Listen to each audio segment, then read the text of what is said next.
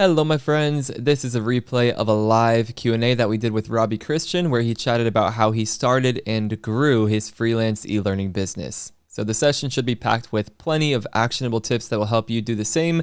And if you want to attend these sessions live and engage with the community more deeply, head on over to devlinpeck.community. We go live every single week. I'll see you there and enjoy this video.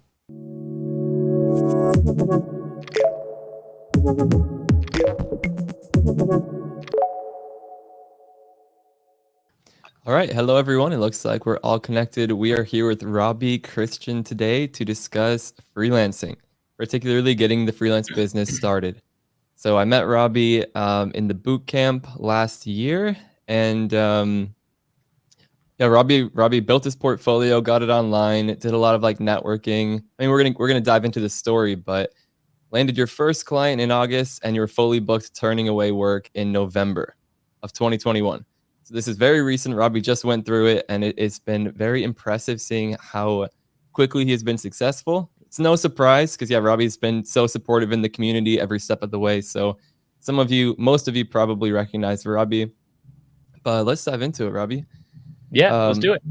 So we have some questions prepared to just help guide the conversation, but I will be keeping an eye on chat, and we may have time for some Q&A at the end. All right, so I guess to start things off, Robbie, why don't you tell us how you landed on instructional design? Because you're coming from scientific scuba diving. I don't think we've heard of anyone transitioning from that field before. Yeah, I don't think anybody has transitioned from that field because the field is so small.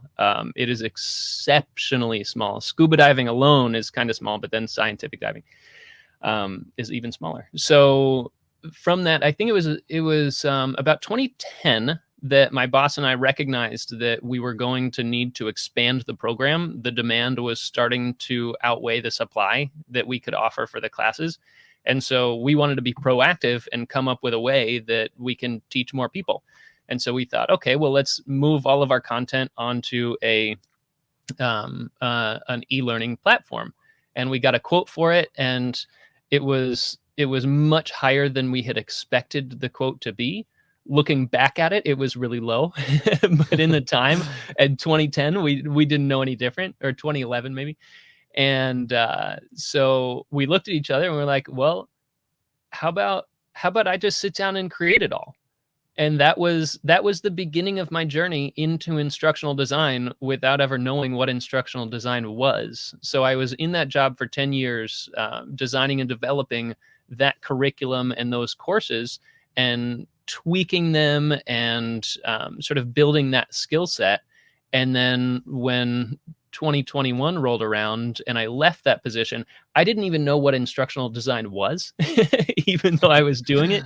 So I felt like I just started out into the instructional design field about a year ago. Yeah. And even though I had been doing that work for so long. Okay, so that was how I came about. So many people here can probably relate. Yeah, you are doing a completely separate role, but you wind up taking on some instructional design responsibilities. I'm sure we have some people transitioning from teaching here. And honestly, like I said to people, like whatever field you're coming from, I'm sure you can find some overlap, but you were actually designing and developing e-learning, like directly part of the job. Yeah. So you were doing that. You didn't know about instructional design as a field, but then when it was time for something new, you're like, I guess you were researching things. You're like, wait, this is kind of exactly what I've been doing. And then you were working full time when you were working in that field. So why did you decide freelance is the way to go for instructional design? Yeah, well, when I decided to do instructional design, it was actually your content that I stumbled upon online. Nice. That was how to be an instructional designer. And I started looking through that and figuring out what it was that I needed to do, and signed up for the boot camp in February of last year, and had a great experience in the boot camp, figuring out all of the, what it was that I needed to do to be successful in the field. And a lot of that starts with the building a portfolio. And as I was going through that process, I realized I was doing a lot of evaluating, as many of us in the Great Resignation have done, of figuring out like what's important to me, what do I value above all, And so it really offered me an opportunity to think about that and recognize that the flexibility to set my own work schedule and only answer to myself was something that was extremely valuable to me.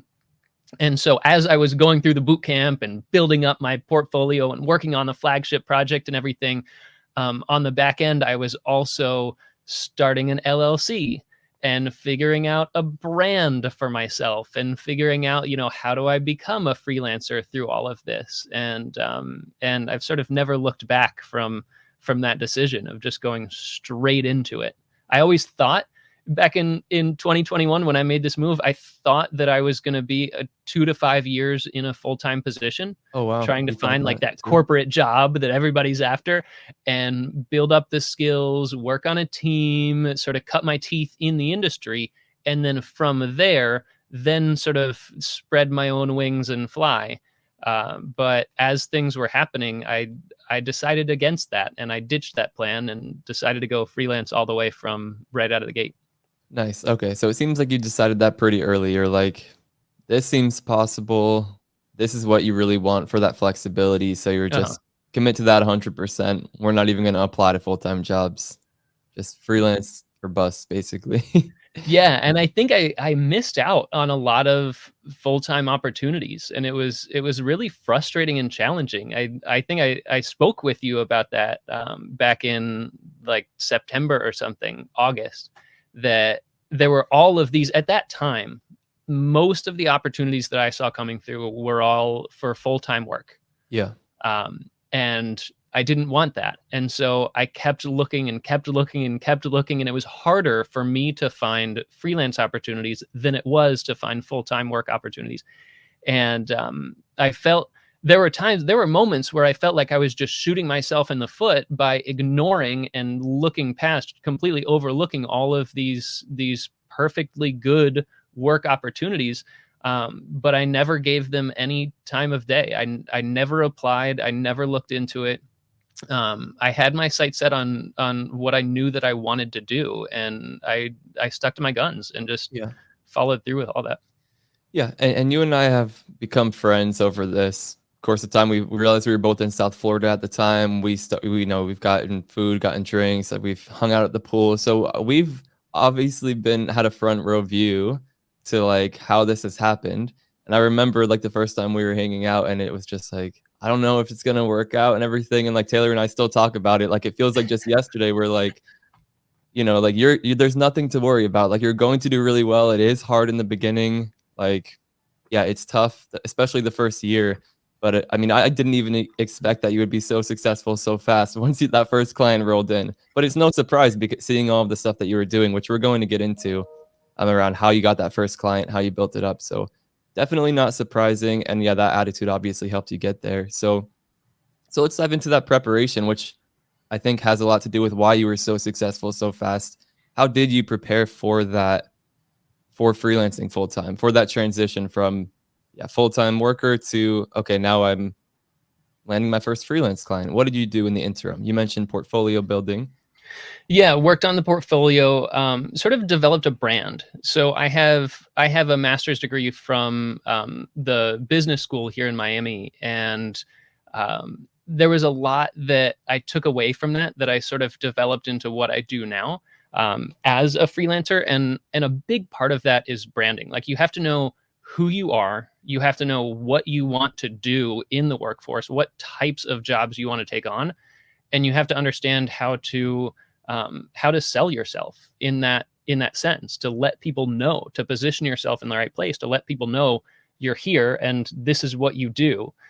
And that was very different from my old job, that I didn't have to think about that at all. I just showed up to work and everything was all right there. So it was a bit of a mental shift. Like I said, I never did the freelance instructional design. I went straight into, I never did full-time instructional design. I went straight into freelance. And so my experience in the industry has only been with freelance. And I don't think that's particularly common, but I feel like I'm making it work so far. My strategy when I started out was actually against a lot of the recommendations that I was hearing from other people, not from you, but from other people around. That typically when you start out in your job, you want to start with sort of the low hanging fruits. That you want to take the low paying jobs, you want to just get something, you want to get work. And I actually took an opposite approach. Yeah. I was privileged enough to have the luxury to sort of weather a storm for a couple months. And so during those couple months, while I didn't have any work, I started out, I was pricing any opportunity I found. I would price it really high, and that wasn't working. And so I would notch it down just a tiny bit. That wasn't working. I would notch it down just a tiny bit. And the less patient that I became and the more time that was sort of running out on that, the lower those proposals would drop. And eventually one landed. And then once that landed, then I started, okay, well, can I ratchet it back up again with every opportunity that came from there? Okay, yeah, so I can relate as well, like dove right into the freelancing, as you know. I mean, I know we talked about that. I haven't worked full time in this space. Also saw that advice. I also thought, yeah, I need to work full time for a couple of years. But you've got, I mean, that approach. I mean, I know we've talked about pricing and stuff, and we talked about where do you want to fall on that. That is a bold approach that I don't think is very common. I think the advice you hear and like the approach I did take is like, okay, start low, start hourly, work your way up, see how, with each project go higher. But you're like, I'm not going to do that. I'm going to work the other way. I don't want to underprice myself. I'd rather overprice myself, lose a project or two or five, and then find that sweet spot and then work my way back up. I And it like was that. really frustrating, and and I needed to have a lot of discipline and a lot of patience, Yeah. and a lot of humility going through that process, because I mean, I spent 10 years in a career that is a tiny field, a tiny industry. And so like I was establishing a name for myself. Like I really was. I was moving up in that field. And so now to transition over to an enormous industry and sort of be a nobody starting from square one, like I just didn't want to start at the bottom. I wanted to sort of shoot for the stars and see, okay, how high can I go? And see what came from that. So it's a process. It's definitely a process, and I'm And then still learning a lot. yeah, and just talking about like your branding because you're mentioning that, and yeah, you recognize, yeah, you are building a name for yourself in this big C compared to the field you were Mhm. coming from, at least.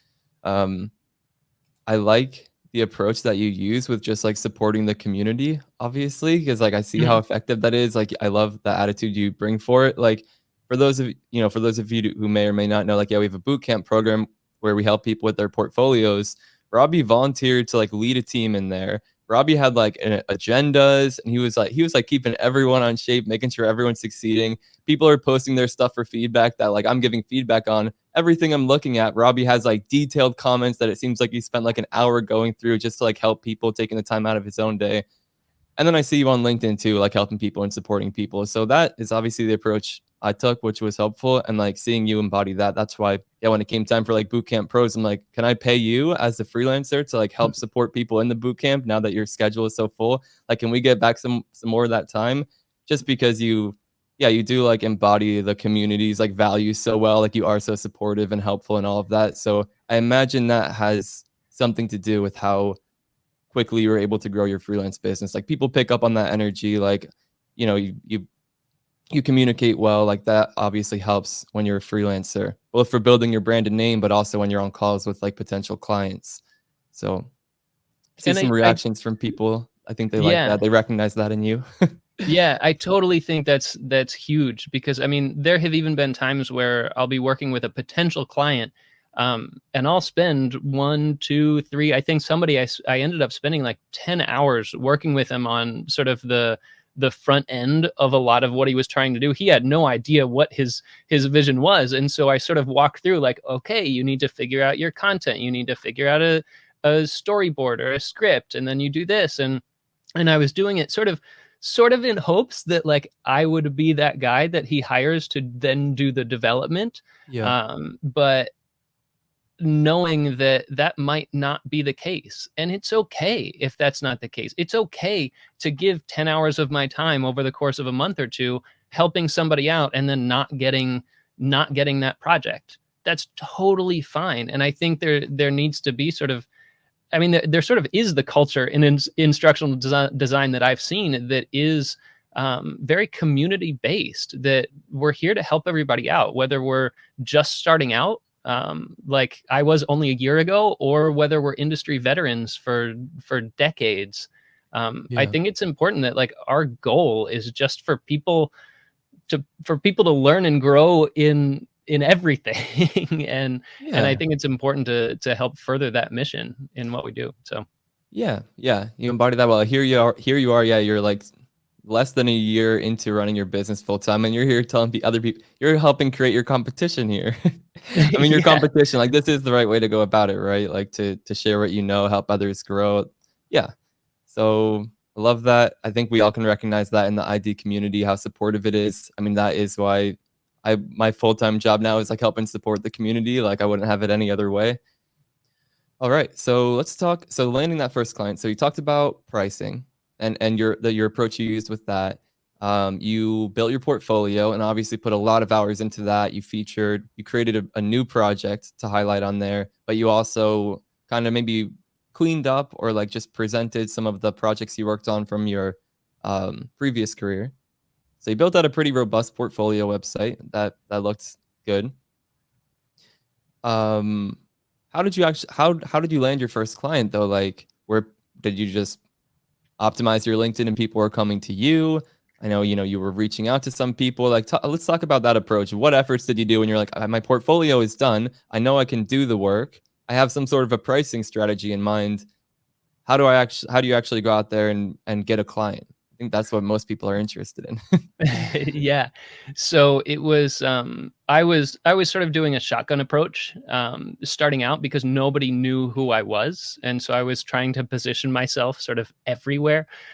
So I was on LinkedIn. I was trying to connect with people. Anytime that I would attend an event like this, I would connect with somebody and like comment, like send them a message that was relevant to something that we just both attended together. And sort of grew the network like that. And I saw my LinkedIn views going up and up and up. And I was like, all right, great. I'm doing something right. And then on the Slack channel, I was hitting it from that angle. You have an opportunities channel there. And I was all over that. Anytime an opportunity would pop up, I would follow through with it if it was not full time. And I was just putting myself out there as much as I possibly could. And it was actually somebody who found my portfolio out of the blue who then messaged me on LinkedIn. So all of this active work that I was doing, it was actually the passive portfolio that ended up catching that first client. He messaged me on LinkedIn. We connected. What's ironic is I actually, when I sent him a proposal, it was so high that he came back and he was like, I don't think you understand the scope of this work. And he was totally right. And I was so relieved that like after 10 different proposals that I had written and sent people over the past month or a little bit more than a month, somebody finally turned back around and gave me feedback. It was like, no, I see your proposal and I see what you're trying to do, but this is not the work that, I think I misrepresented the project here. This is what I want you to do. Can you redo your proposal? And so I knocked it down by like, I don't know, like 40% or something, and totally rewrote the scope of what it was. And he was really willing to work with me, and we sort of went from there, and it worked out really well. Nice. And so I was really happy that somebody finally responded back, because in my journey, and if anybody else is looking to follow in those same footsteps, there's a lot of silence that you get. You'll submit proposals and maybe you'll get a okay received. We'll be in touch, but maybe you'll get nothing, and it's just total silence, and it can be really frustrating and demoralizing sometimes when you don't know why nobody is actually hiring you. So that's nice. That's nice. So the client felt comfortable enough with you from, I imagine, the discovery call or any communications you've had where it's like, seems like we should be able to make this work. Looks like Robbie may have thought this was more work than we actually need, and he was open to working with you on that. That's nice because Yeah, sometimes it's just you never hear from them again. right. And you mentioned those first 10 proposals. Like how are those? How is that coming together? Are people again like seeing your activity on LinkedIn or in these other communities, or was it more like you putting yourself out there for them? Like, I know you reached out to some people from the scientific scuba diving world, like you were trying to leverage connections you already had with this new Mhm. skill set that you're offering. Um, yeah, the opportunities channel, I imagine on those ones, you're just kind of putting your name into the hat with everyone else who sees it. Is that how like the first 10 kind of went? Like it's you putting yourself out there to them, just finding these opportunities, or were It people reaching out to you? it totally was. So very few people. It's funny that it was the first client that I had found me just out of the blue on the portfolio. That's extremely rare from my 7 or 8 months of experience so far. uh, it was all me finding those opportunities on the Slack channel. It was me just hustling, finding as Yeah. many different people as I could to connect with. And anytime, I mean, I had my ear to the ground. Anytime that an opportunity would show up, I would jump on it. I would research what the company is, what they do. I would look them up online. I would see if it was going to be a good fit. And again, I had sort of a little bit of a cushion that I could be patient for a couple months in doing all of this, and so I was still pretty picky. Those Yeah. 10 or so proposals, I was still really picky about who I was submitting proposals to. Sometimes opportunities would come through and I would look the company up online and all of the reviews would say, never work with this group. I was like, okay, okay, not going to touch that one. But it was important to do that due diligence so I didn't waste my time and waste anybody else's time going through an application process and an interview process and writing a proposal. I didn't want to do any of that if I knew that it wasn't going to be a good fit for that company. And that all comes back to knowing your brand, what it is that you do, what you want to do, what you stand for, what you represent. And it sort of, that's what guided me in this method and this approach. Good. And I think this might be a good time to dive into that deeper. So you mentioned, yeah, it's not worth my time. Like I imagine some new freelancers may be like, hey, if I'm getting paid, like it's worth my time. But I think there's this concept where it's like you can still be growing your business and growing your brand and like your brand equity, so to speak. Like, you can still be creating value for your business without working on client projects directly. Like that time you're spending like in the community. I know I've seen you go on podcasts, like what you're doing here. Like if you're bogged down in like lower value client work where it's like, and maybe there's a toxic situation going on, maybe it's not, maybe it's just like, you're working 40 hours a week on the client work, you don't have as much time to update your portfolio website or go on podcasts or network with people on LinkedIn or attend these live events to grow your skills. And all of that stuff you're doing, whether it's getting your name out there, working on your professional development, like that's an investment in your business that will pay off down the line too. So it's almost like you're like, my time is valuable to a certain degree. If the opportunity isn't valuable enough, my time would be better spent working on my business, growing my brand, networking, helping the community. It seems like that's kind of the approach you were taking. That's the approach that I figured out pretty early on too. I'm like, it's like, yeah, it's worrying when you don't have these like high value clients coming in and you don't know when the next one's coming, but it's like you just trust doing the right things, create the content, support Mhm. the community, work on my skills, and it's going to happen. It's going to happen for me. Because it's a total matter of opportunity cost. Yeah, Because if you're exactly. taking those low hanging fruits for a really low cost, a low revenue, you're losing out on all of those other things that you're talking about that are investing in your future. So yes, you get the immediate payoff of a small paycheck, which in some cases you really do need. Let's not totally say that. Yeah. Let's be clear that there is a place and a time for those, and absolutely, if that's the position you're in, then pursue anything that you can. But if you're able to be judicious and be patient with some of these things, you're sort of taking an opportunity cost. You weigh the opportunity cost of taking those projects versus investing in your company and investing in your business, investing in your brand, finding, building yourself and finding better opportunities out there that are going to be a better fit for you personally. Yeah, and I like that you acknowledge that. Yeah, it obviously does take a position. You know, like you do need to be privileged to some degree to be able to take these risks. Like you do need to have some kind of emergency fund or safety net to just say, I'm going to be really picky, only take the ones that are high paying and a perfect fit. Like you said, sometimes you will need to take whatever you can get. That was me when I was finishing up, when I was a master's student. I'm like, hey, anything's better than like this $15 an hour, you know, here with Apple, or $20 an hour, whatever it was. I'm like, this industry pays a lot better, so I'm taking anything I can get, whatever the project is.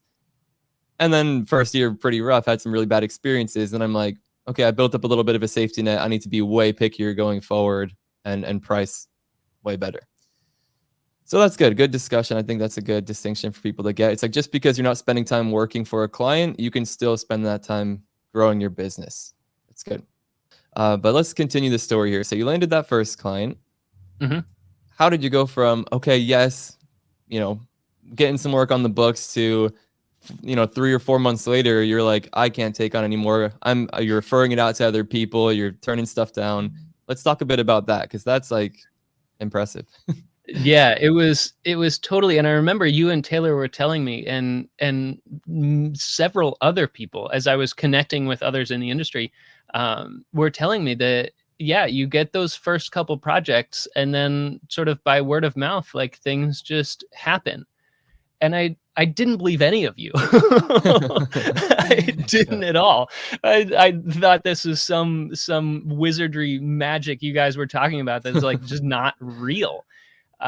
And sure enough, like going through August into September, I was still doing the hustle. I was still looking for opportunities.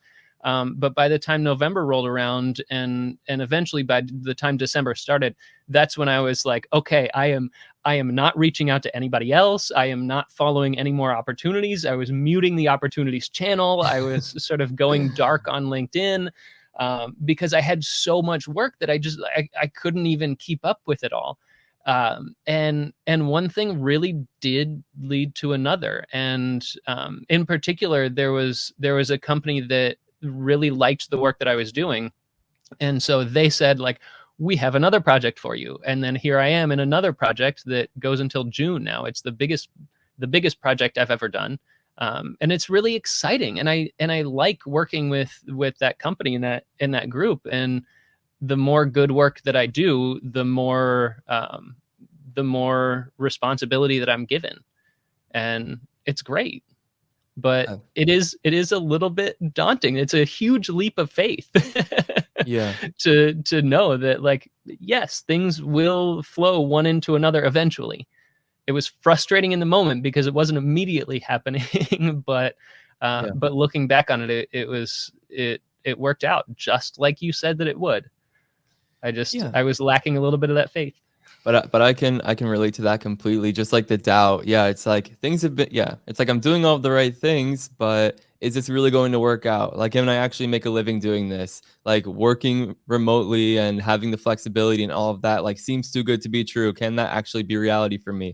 Like, I remember going through those same doubts when I was building it. And then after it's done, it's like, why did I doubt myself so much? Like, it kind of worked out. Just like, you know, we put in all of the hours, of course it would. And not that, you know, it always does work out, but yeah. you And then some of definitely, us here in the audience, like coming from full-time positions, like walking away from a perfectly good job that's, you know, paying fine and it's paying the bills, and, you know, you're engaged, and to walk away from that and take this leap of faith, it's tough. It's scary.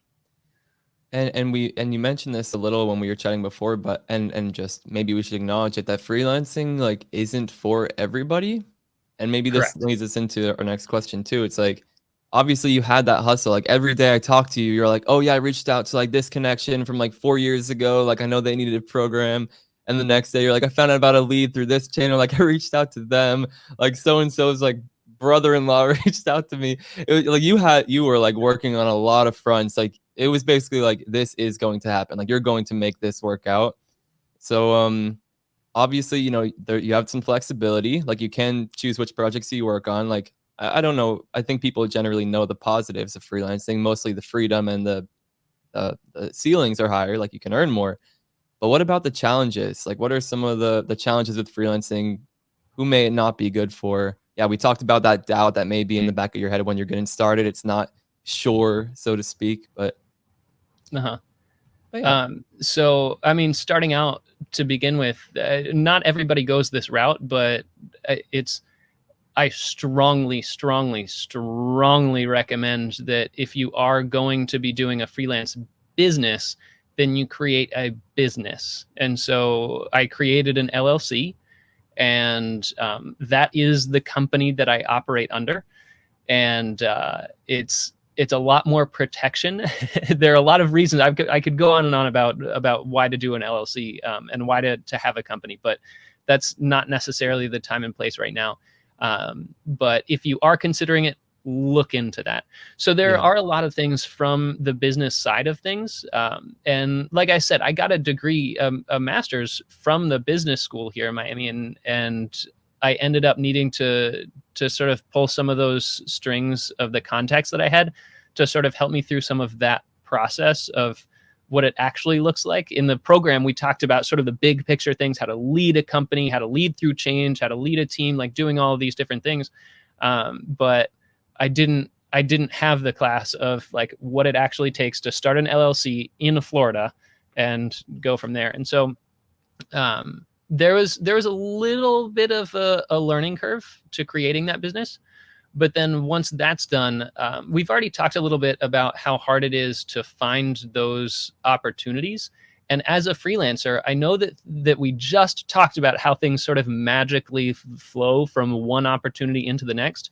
But there is, in the back of your mind, there is always the possibility that, okay, well, what if it doesn't?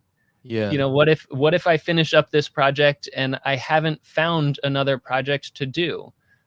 You know, who else do I need to reach out to? What if somebody doesn't need this course? What if this opportunity sort of fell through? Like we were signing the paperwork and then, oh, they lost all of their funding. Now I'm back at square one. So there are a lot of challenges on that front. And then once you get past all of that and you're working, there's no team that you have. And I know I'm sort of generalizing full-time work versus freelancing, but I feel like in general, if you're working with a company or for a company, you sort of have a team that's there that you can fall back on and say like, hey, my kid is sick this week. Like I got to stay at home. Can you help me out with some of these things? Like that doesn't happen. Like you are the one and only person in your freelancing business when you are operating alone. I'm hoping like you to start growing my business and have a team like that. But that doesn't happen right out of the gate, at yeah, least for me. Maybe for some people it does, but for me, that wasn't the way that I wanted to do it. So you are totally on your own. And yes, you do have all of the flexibility in the world, but you still have deadlines and you still have to meet those deadlines. And the client doesn't care if you took 10 days off or if you were sick or if you went on vacation. Like that's great as long as they get their product at the end. Like that's really all that matters. But you have to get that product to them in the end. yeah, You don't have complete freedom to just, go 2 months to Fiji and not think about anything. Like you can't do yeah. that. It's yeah, Not that I mean, that sounds great. That's not what I'm planning on doing. And then I think the last serious challenge would be the pricing. yeah. That's tough. Yeah, as a freelancer, we could have a whole hour-long session about the pricing. As a freelancer, you price everything out. If you as a freelancer opt to go the hourly rate, then it's pretty straightforward. You tell the clients, this is my hourly rate. You agree on that. You sign the contract. You do the work. Great, you're done. I do things much more challenging, the harder road. But I think there's a much better payoff. So I do all of my projects by project-based pricing.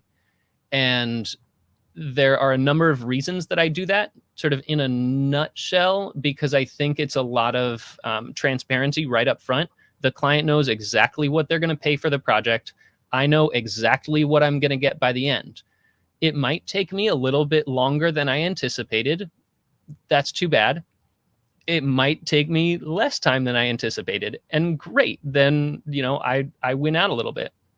But it allows me to very clearly state the scope of the project and what it is that I'm doing and what they're going to get at the end of it. And I think that's a really important time for you to come together with the client and really understand what it is that you're doing and agree on the price and then move from there. But figuring out pricing is, I don't know if anybody really has like the silver bullet to like, this is exactly how to do it always. I think it's an art and a science both. Yeah. Yeah, that's what I always say. It's an art and a science. There's no like one right answer to it. People would like a session on pricing. Heard. We should make that happen because that is such a challenge. Like I'll never forget my first client. They're like, oh, yeah, how much? Tell me the price it would take for you to do this. And I'm like asking my professors and stuff. I'm like, oh yeah, what's the budget? I'm like trying to put it back on her, and she's like just not having it. So it was like days of like anxiety on like, is it going to be too high, too low? Because they wanted a fixed price. So fast forward a couple of years, fixed pricing is like the best thing that's ever happened. It's like we can set a price that it disconnects the your time from the income that you're earning. So you might spend a little bit of time. You might be able to hire out an entire team and still make profit. So we could do a session on that, like a Q&A on that. I think that would help people. But I also want to, some people are like, can you do a session on how to like price out a project? And I'm like, I at least didn't really do it that way. I'm like, I charge this much for the last one. I can charge this much for the next one. Or like, I want to be able to have this much time to work on content for the community that at the time wasn't creating any income for me. I need the client projects I'm working on to pay for all of that as well.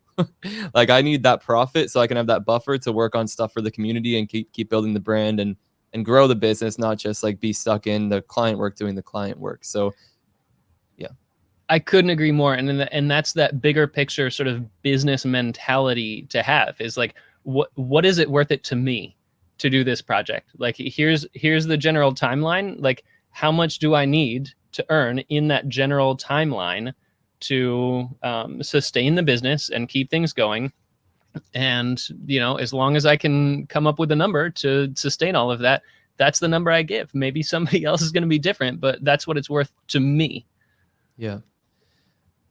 Yeah, exactly. And in the meantime, since I see a lot of people are curious about pricing, there is, again, hourly, easy place to start. That's where I wound up starting, but project pricing can really help you grow your business. In the meantime, there is content that usually helps some things click for people by someone named Chris Doe. So it's on The Future. The name of the video, I think, is Pricing, Design, Work, and Creativity. And if that will help you get some basics of like profit and just like the general, like how to price your project so your business can grow. So that would be a good YouTube video to watch in the meantime. He's so very good. Cool. Yeah. So if you're starting a business and you want to price accordingly and grow it, that's a good channel that's helped me have some nice breakthroughs when it comes to pricing. So check that out in the meantime. I feel like if I did a session on it, I'd probably be repeating a lot of what I've learned from Chris Doe. So that's worked for me so far. But we have about 20 minutes left. So let's dive into some questions. I see we've got some really good ones coming in. So I have a question here from Mayuko, which is the most upvoted. When you were first starting out, what were your non-negotiables when taking on new clients? And what are those non-negotiables now? Shoot, that's a really good question. I mean, like there are red flags for sure that I see, but I'll always like investigate them further, discuss them further. And then like red flag, like hourly rates to me, if they won't do project pricing, like to me, that's a red flag. I don't know. It might be controversial. I don't know, but it's red flag to me. Yeah. I mean, I don't know if I'm going to answer the question in the best way, but from my experience, I think in researching the company and in coming up with a really clear scope and having a good initial conversation with the people who I'm doing the work with, whether I'm subcontracting or I'm doing the work directly for the client, as long as there's open communication, and I've looked into the company and it's a reputable business and a good operation. Yeah. I haven't really run into a situation where something has come up where I need to consider it as a non-negotiable or not. I don't know if that answers your question, but I think that's about the closest that I can get. Yeah, and Marie had a suggestion, like maybe like the type of content. Marie, I've seen some people do that, like Kath Ellis. It's like certain industries like oil and gas and like certain organizations. Like Kath Ellis is like, I don't want to work with those organizations. So some people, will work with like some like like hunting projects. Some people might not do those. So some people those will be non-negotiables. But that is a good question. Yeah, I can't think of a better answer off the top of my head either. I'm sure it will come to us later, and it's like, oh, we could have had a good response for that. But sorry, Mayuko, that is a good question, though. I think what it comes down to is, making sure the contract clearly captures like the agreement so far. No like surprise contracts with extra things thrown in. People have tried that. That's where I see a lot of newer freelancers get kind of burned. Is it's you'll talk to someone, they'll be like super nice and charismatic, and like, yeah, here's what it's going to be, and then the contract will either be like really vague or will include things that weren't discussed. Like those are red flags too. I could do a whole session on my first year of freelancing and the hard lessons learned from that. But yeah, let's check the next question since we don't have a great response to that one. What strategies do you use to find opportunities? So I know we got into that a little bit, but maybe if you wanted to like bullet list them. So connecting with people. So on a live event just like this, you can look through the participant list, find people on LinkedIn, and when you connect with them, send a message instead of just like saying, yes, connect with, this list of 100 people. Send people a message and comment on something that you thought was cool during that session. Make it relevant. So that's a really good way to grow your network. And then from that network, you never know when somebody else is going to turn back around and say like, hey, you know what? I have an opportunity for you. So 1 is grow the network. 2 is be active on LinkedIn. 3 is look at Devlin's opportunities channel, because I found 1 or 2 from there that actually materialized. 4, make sure your portfolio is up to speed and active and out there. I don't think any of the jobs that I have would have hired me without a portfolio. I can't speak for sure, but I'm pretty confident about that. And then just staying in the community, because there were a couple times where somebody on Slack messaged me that I had been talking to, and then out of the blue, not out of the blue, like the next conversation, they were like, oh, by the way, I just got this opportunity that came through. Do you want to look into this before I post it out to the rest of the group? And so having those connections is really nice. Yeah. I mean, people hear that a lot and say that a lot, but it's like we can't really understate the importance of that. It's not just like, oh yeah, go on LinkedIn, make connections, like network. Like it's kind of like vague. But when you are getting your story out there and genuinely connecting with people, then it's like in their mind, it's like filed away. It's like, okay, Robbie is a freelancing resource. Like Robbie's a freelance e-learning designer. Okay, good. 2 weeks later, 2 days later, 2 months later, oh, we need some freelance support. Oh, Robbie's great. He's really friendly, makes me feel good. He's competent. I've seen his portfolio. Let's reach out to Robbie and see if he's available. Like that will happen. And it can be frustrating in the beginning, because if you're going out there like, I'm going to connect with people and like land 3 projects this week, you're setting yourself up for disappointment. Yeah. People are going to sense like you're just talking to them to like try to get money from them. That's not the way to go about it. But Robbie's approach is the perfect long-term approach to growing a sustainable business and brand for yourself. It's like he's helping people without expectation of anything in return. He's getting his story out there like he is now. We all know Robbie's a freelancer. So that is powerful. Yeah. Just getting your story out there, getting to know people. As they get to know you, they'll know what your goals are. You help each other achieve your goals. So thinking about it two-way like that, like how can I help this person? They're thinking, how can I help you? That's why this community is so effective. And I know a handful of opportunities have come your way from that, Robbie. People reach out to me, oh, do you know any freelancers? I mean, you were the first name on my mind when you were getting your business started. I'm like, I know Robbie can do this. Like every opportunity coming my way, I'm like sending to Robbie. So And I've And I done the know other same for a people are doing handful that of as other well. people in the Slack community. So Yep, exactly. it So definitely goes around. question from Pedro. Yeah, this is the tough part. What's the hardest part about getting to landing your first client? And again, we've touched on some of these. I'll keep an eye on the chat too to see if there are any deeper questions related to this. But hardest part about getting to landing your first clients, yeah, you touched on it. The doubt seemed to be tough about that. Being patient about it, because yeah, you can be doing all of the right things like we were saying, but it's like, okay, when is the client actually going to come my way? When am I going to get that email that's going to materialize in a signed contract? Like Yeah. that was always a tough part for me. Yeah, it's like doing the right things, or like I'm working on these projects that are really profitable right now. Like, is the next one going to be there when this one's done? And somehow, like you said, it always like magically works out, even though you're like constantly like kind of hustling. Yeah. But there is always that doubt. Yeah. So that, yeah. Something else that might be interesting to talk about, which I like tease kind of, is like the more stable part. I'm like, because I've heard that concept and I like that about how freelancing can be like more stable than full-time work, just because of the like diversified income stream. So I don't know what if you have thoughts about that, or how you feel about that. Yeah, do you feel less secure than when you were holding a full-time role, or I can see how I might feel less secure, but once I started getting those projects rolling in that really did build up, I do feel really good about it. And I think the stability is all individually based. If I'm willing to go out there and really fill up my schedule and have what some people would consider really stable full schedule, yeah, then yeah, I'm able to do that as a freelancer. But at the same time, if I want to work 30 hours a week and still make what I did in my old job, like I can do that too. So it's really like you're sort of driving your own bus. yeah.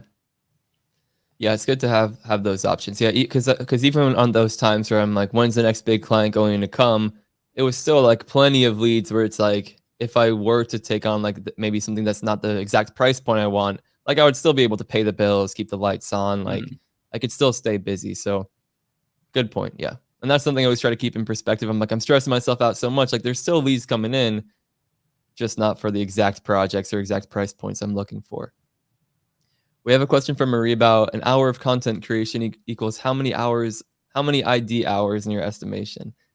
That is always such a tough question. I don't think there's like a easy I answer always to try to that. stay away from this question Yeah. because I just like it's so variable. Right now I'm Yeah. working on a project that is like, I don't know, probably like 60 or 70 hours to create an hour of actual seat time. And then other times I've been able to crank out a course in like a single week that is hours and hours long. And so Wow. I'm sorry, Marie, for not having a good answer for you, but I just really don't have an. I think that's the question that all of us wish there was an answer to. Yeah. There are resources out there that study this, and Yeah, there are you can calculators. find research, you can find everything online, and I've looked into that, and I just came away frustrated because everything is so dependent on the project and on your role within the project as well. Yeah. Yeah, so many factors that can play into it. How available are the subject matter experts? How complex is the content? How complex is the development, or yeah, the final product? Um, Roadblocks can come up. So that's where fixed pricing is like pretty nice, because you kind of price it so that even if like everything goes wrong, Mhm. like you're still profiting basically. So then when something does go wrong, you're not like grumbling about it. It's like, oh yeah, happy to fix it. Like I'm getting compensated for my time. We're still going to come out ahead. But that's why it can be tough doing that in the beginning, unless you are like really overshooting. And Robbie's like, I'm going to start really high to make sure I don't lose, and I'll slowly work my way down. But in the beginning, it can be tough to get a sense of like how many hours it takes for, yeah, how long it will take you to complete a project. And so the project pricing approach is kind of like price it so that you'll be happy whether everything goes perfect or everything goes like kind of bad. And you still build in protections in the contract, like review cycles, um, and very clearly outlining the deliverables. Like I think project pricing relies on those pieces pretty heavily. If you don't identify the deliverables well, that could be a recipe for disaster. It's like, oh yeah, well, I thought it was 10K for like all of this, and you're thinking it's like something small. That could go bad fast. Year one with Devlin Peck. Yeah, year one. We have about 8 minutes left. We have this question from Polly, which is kind of relevant, which I saw just make its way to the top pretty quickly. What needs to be in a proposal? So this is interesting. This is relevant to what we're talking about. So do you want to take a go at that? How about you start out? Because I actually asked you the same question many months ago when I was doing my first. I remember, and I sent you my proposal, and you're So yeah, I used one of yours. So you start out with this one. and I modeled my the proposal I sent you based off of a proposal that I got from Kath Ellis. So again, the community just helping each other. We're all paying it forward. So yeah, I use Kath Ellis's approach. It's kind of, and I didn't like talk to a lawyer about this, but I kind of used it as like my proposal was kind of like a combined kind of contract. So it would list like some terms about like intellectual property and things like that. It would very clearly outline the scope and price. So the scope would be like, you're getting a 10-question scenario-based e-learning experience with static images, storyline default animations.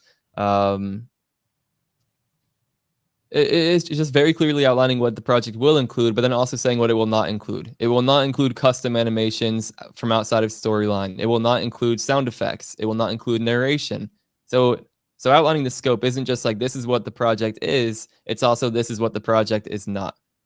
Okay. And then of course, if there are any scope changes, we'll discuss based on price. For me, a really important one was review cycle after I got that figured out. So I'll say this project will be in 3 phases: a text-based storyboard, an interactive prototype, and the final product.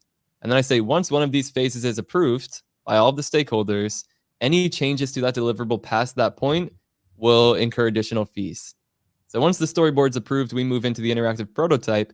If they say at that point, hey, let's like change out this question, we need to add a new question here, it's like, that'll be an extra like $1,500 or $2,500 because now I need to go back and change that piece and we already signed off on it. And I say changes will be made at my discretion, but may incur additional fees. They're like, let's change this sentence. I'm not going to be like $300. But it's just a way to protect you as the freelancer, where if the client does start making unreasonable requests that are going to require a lot of rework from you, you have that proposal, which they sign to fall back on. So those are the 2 most important things for me. And then there are pieces like, yeah, obviously, okay, pricing, clear, but how you're getting paid. So I got to a point where it was like 50% upfront before we even touch the project, and then 50% before we send over the final files. And it didn't start like this. Like when you're like a subcontractor, you don't really have a lot of leverage. So it's like you'll get paid on a net 30. You'll get paid basically 2 months after you actually do the work. But that was the place I arrived at with the pricing, and then portfolio rights too. So that became important too. It's like you're basically giving permission for us to use for me to write up this process for my portfolio, to show your logo on my website, and to show screenshots from the project on my website. And then if clients push back on that, I'm like, well, that's going to raise the price by between 30 and 50%, because part of the value in doing this project is the business that it will help me drum up down the line. So those are like the main points that I arrived at. Again, when I started off, I was just signing whatever contract came my way and got kind of just not having a good time along the way in certain situations. So this was all learned the hard way. But yeah, that's what I include in a proposal. Any follow-up on that, Robbie, or any follow-up questions about that? My initial proposals were like 2 pages long and really formal, and like using all these graphic design principles to make sure everything looks really neat and professional, and submitted them. And now I've gotten to the point, just like Devlin told me I would, where it's like in an email, like, hey, here's how much I'll do for that, because I've built up the rapport with people. And so once you build that relationship, then you're a lot more willing to just casually do something like that in email. The only other thing that I will add to what Devlin said is that I'll typically do 2 different options. You have like option 1 for people who don't really exactly know what it is they're looking for. Option 1 will be what I think is the right fit and the right budget for them. And then option 2 will be, hey, if you want to pay me a whole bunch more, then like this is what you're going to get for it, and sort of show them the possibility of what they could have. And you don't normally want to do like option 3 is like, here, if you don't want to pay me hardly anything, then here, I'll throw this together and I don't think it'll work. Like, you don't really want to go down. But you show them what you think is the right fit. You show them something that's higher, and what they're going to get for paying that price. And the reason that you do that is it opens up a conversation of, oh, so I guess some of this is negotiable. Like, let's talk and see if I can take some of those elements from option 2, pull them into option 1, and adjust the price a little bit. Like, can we meet in the middle somewhere? Yeah, and you made a great point too about the conversation. Like, none of this stuff in the proposal should be a surprise. Like, if these are surprises to your client, like, you're kind of like, those are red flags too. So I discussed those things on a discovery call or an early communication. Like, hey, yeah, it's okay if I use this on my portfolio. Do we have any issues with that? This is my pricing structure. We good there? Let's iron out the scope. Is this what we had in mind? Okay, I'll put that in the proposal. So again, yeah, a lot of this, and I see Liz Dowers, client relationship building and maintenance could be a session in itself. It could. And Liz, you've shared some really helpful stuff in the Slack. I'm always like, oh, I should chime in here. And I see Liz will already have like like saying the same thing I would say, but better. And I'm like, Liz, let's talk. Maybe we can do a session together, because you know some stuff. But and I see a lot of you. You know, I know a lot of you are active and helpful in the Slack. But good to see you, Liz. And yeah, I mean, it looks like we're getting to the top of the hour. Good stuff about the options too. Yeah, I've seen that recommended. I know I've done that in the past as well. There was a follow-up question about how much of the work you outsource. And I know we have a couple minutes. I know you're at the precipice of that. Like, you can see how it would benefit your business, but I don't think you've made that leap yet, right? I mean, understandably, you're a few months into it, but yeah, I've only been working as a freelancer since like August. Yeah. So yeah, I'm hoping that within the next 12 months, really, like I'm really going to get to a point where I'm hiring out some contractors to do some of the work that I'm working on. Very nice. All right. Well, maybe you'll be keeping an eye on the Slack community, looking for some talent. Yeah. We'll see, but you can definitely do it. So that'll be a new chapter. Maybe we do another session with Robbie next year or something, where we talk about how we started working with subcontractors and growing things even further. Because that seems like where you'll get fairly soon, or eventually, if you want to go there. So we've seen it all happen. Yeah. What was that?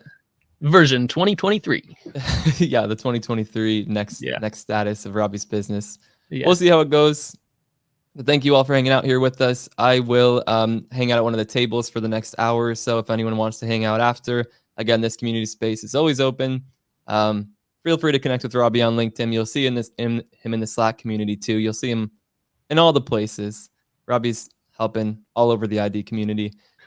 All right, thank you, Robbie. We appreciate your time as always. Thank you, everyone who attended, and I'll see some of you at a table. Feel free to hang out after the session if you want. And thank you, Devlin, for the entire community that you've built, and for hosting the different sessions that you do. So thanks for putting it all together. Thank you, everybody. See you soon, Robbie. See you soon, everyone. Bye-bye. Bye.